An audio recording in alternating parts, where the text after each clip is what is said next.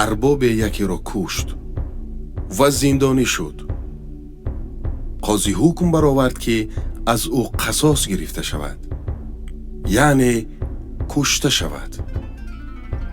غلام ارباب نقب از بیرون زندان تا به داخل آن کند و نیمه شب ارباب را فرار داد.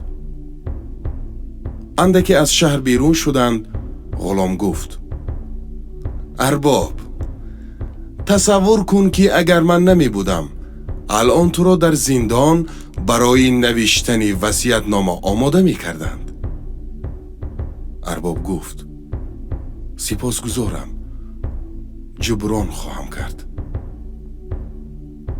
نزدیک طلوع آفتاب بود و غلام گفت: ارباب، تصور کن که اگر من نمی بودم حالا به خانواده‌ات وداع داشتی.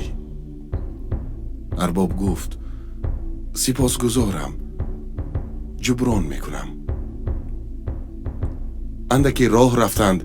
همین که غلام میخواست چیزی بگوید، ارباب گفت: تو برای خود برو و من برگشت خود را تسلیم میکنم.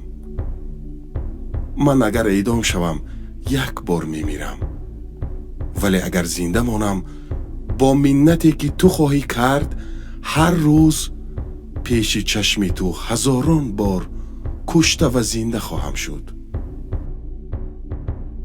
ارباب برگشت و تسلیم مرگ شد.